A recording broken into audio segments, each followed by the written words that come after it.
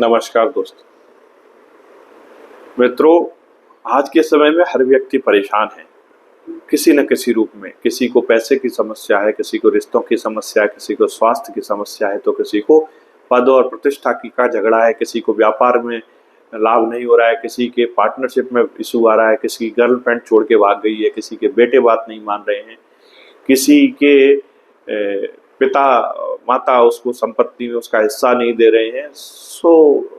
और वगैरह वगैरह बहुत सारे समस्या है लोगों की। किसी की छोटी गाड़ी से बड़ी गाड़ी की समस्या, किसी को घर नहीं मिल रहा है। मतलब लिस्ट फहरिस्त बनाओ तो आपको पेज कम पड़ जाएंगे, लेकिन समस्याएं खत्म नहीं होती।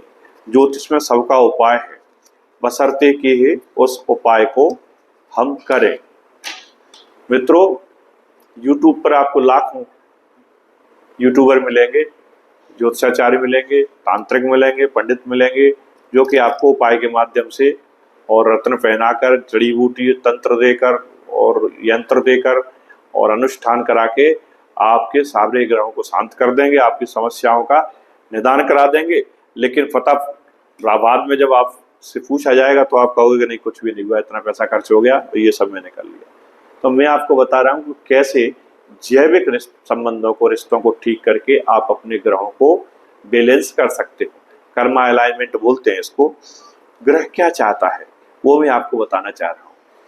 दोस्तों, जो सूर्य हैं, जिनको हम राजा कहते हैं कालपुरुष कुंडली में, ये पिता के कारक होते हैं, हमारे बड़े भाई के कारक होते हैं, हमारे बॉस के कारक होते हैं। अगर आप घर में हैं तो पिता से संबंध अच्छे रखिए, बड़े भाई से संबंध अच्छे रखिए। अगर घर के बाहर काम करते हैं तो अपने बॉस के साथ रिलेशन ठीक रखिए, बदतमीजी मत करिए इन लोगों के साथ, आदेश का पालन करिए। अगर आपको नहीं भी करना है तो उसका प्रॉपर वे में तरीके से मना करिए, उसको गलत तरीके से मत लीजिए, आपके सूर्य ठीक हो जाएंगे। इसी प्रकार से दूसरा जो मुख्य प्लानिट है वो है चंद्रमा।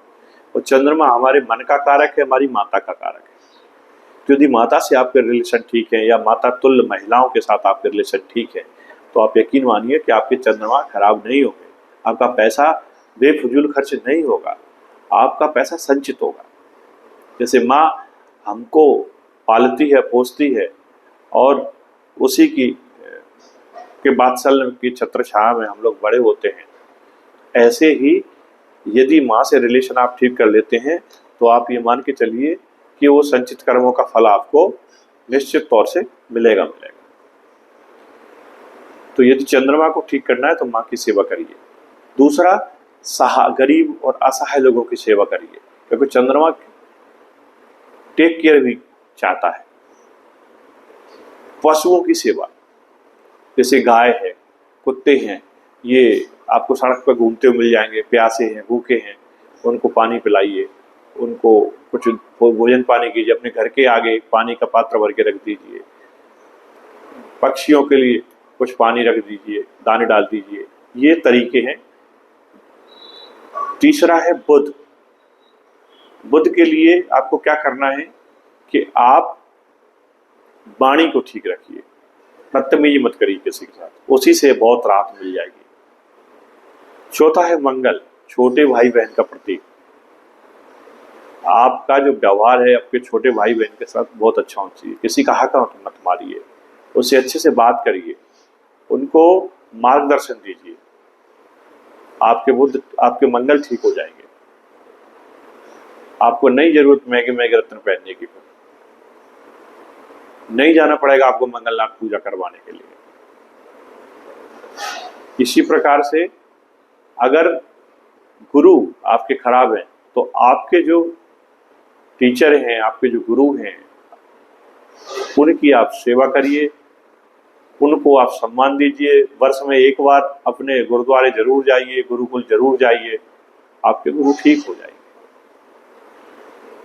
इसी प्रकार शुक्र है, महिला वर्ग का, नारी जाति का सम्मान करिए। आपके घर में भी जितनी महिलाएं, बहन हैं, बहू है, बेटी है, आपकी धर्मपत्नी है, माँ है, सबका रेस्पेक्ट करिए, शुक्र ठीक हो जाएंगे। शनि, घर के बुजुर्गों का सम्मान करिए। घर में बुजुर्ग व्यक्ति हैं और आपके यदि पशुपालन करते हैं तो बूढ़े जानवर हैं, जैसे बूढ़ी गाय दूध नहीं देती, भैंस दूध नहीं देती, तो आप क्या करते हो, फिर उनको अच्छे से उनका टेक केयर नहीं करते। तो आपको अच्छे से टेक केयर करना है। जो आपके घर में सेवक हैं, नौकर आते हैं, मजदूर आते हैं, उनके साथ अच्छा व्यवहार कीजिए, समय पर उनको पैसा दीजिए, उनको तंग मत कीजिए, ओवर टाइम मत कराइए उनसे, शनि आपके ठीक हो जाएंगे। इसी प्रकार से राहु केतु है, तो राहु केतु तो छाया ग्रह हैं, आपको पता है, ये तो जिसके साथ होते हैं उसके जैसा व्यवहार करने लगते हैं, जिस ग्रह के साथ बैठते हैं। फिर भी राहु और केतु के लिए कहा जाता है कि आपके जमाता यानी आपके दामाद, आपके बहनोई या आपके साले, इन सब के साथ आप मधुर संबंध रखिए, आपके राहु केतु आपको अच्छे रिजल्ट देंगे। जानवरों में भी आप यदि हाथी की सेवा करते हैं, आप यदि आवारा कुत्तों की सेवा करते हैं तो केतु ठीक होते हैं।